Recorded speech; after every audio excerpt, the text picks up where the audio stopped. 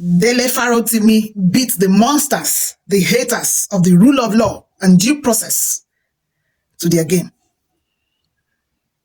They had planned the script before Dele Farotimi called for a press conference, destabilizing them and blowing their cover. What is the plot? Listen to Dele Farotimi.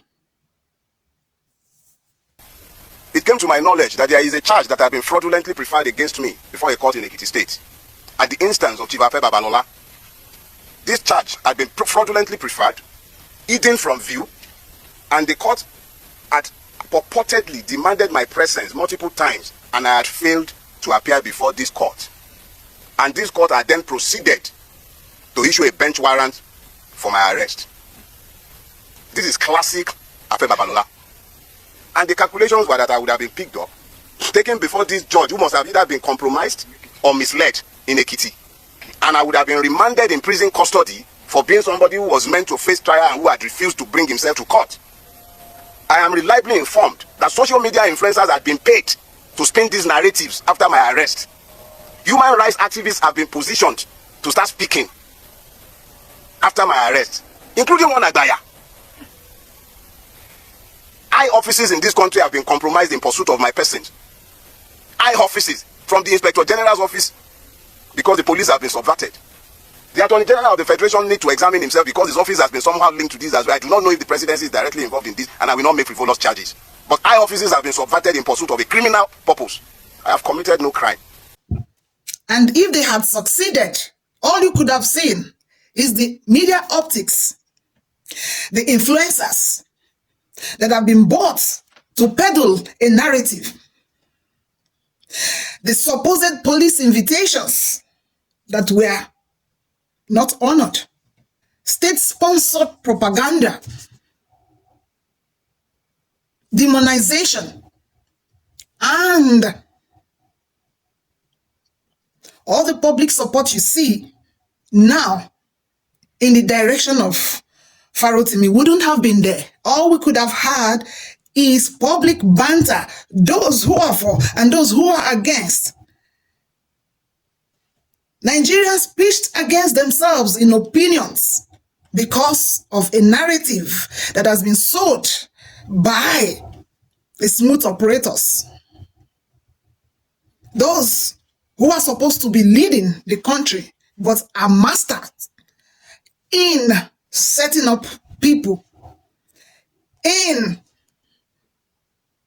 summaring them with charges, trumped up charges, in demonizing the people, the support, the voices that you see come to speak for this young man. The public support he's garnering wouldn't have been there if they succeeded with the plot. Unfortunately, they are losing because they can no longer play out the original script. If they had paid influencers, like the man says he has information about, that's a wasted resource. They can no longer peddle lies against a young man they see as a threat.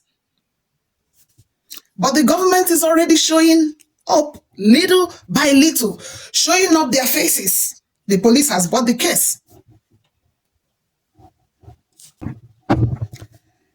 It looks like there are still many angers in high places. It sure looks like there is more anger in high quarters. The truth is that when you want to fight corruption, the monster that has held our great country hostage, they will creep up from many quarters. They will fight back. In most cases, there are many appendages to these matters.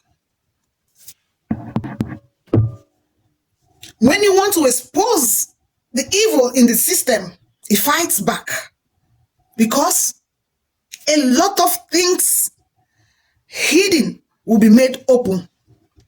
A lot of things unknown to the public will come to the public glare. So when you see the system reacts the way they are reacting now, do not think that is simply because they think that someone has been defamed. It's simply because so many sleeping dogs will be woken up. Many heads will go in, so they fight back with the last drop of their blood. They fight back with their lives. And in most cases, they tell you that this one is untouchable. This case is untouchable. Just leave it. Are you still afraid in your corner? Wake up. You are already dead. Are you still protecting your head? I'm sorry, you might not be as safe as you think. Shout, raise your voice against a system that is corrupt and killing its people, taking many lives because of corruption. It can no longer continue. As we call for the release of Dele Farotimi, we speak against corruption. We speak against the monster that has held our country hostage. If you think you have a case, file a case in court. Go through due process. You have the right to defend yourself. But do it honorably and constitutionally. Any matter resolved unconstitutionally, any matter followed unconstitutionally, begun unconstitutionally, will still require unconstitutional means to solve. Legality cannot be built on illegality. Nigerians, arise. Kill your fears. Save motherland. This is not just about Dele Farotimi. It's about the rots in the system. A decadence that has been normalized. Government that is who can undo the simple. Who can use state resources against the weak, against the poor, against who doesn't have connection. We want to build a country where every Nigerian is Nigerian enough to love this country, enough to embrace this country and call her her own. Believe in it. Fight for it. Build it.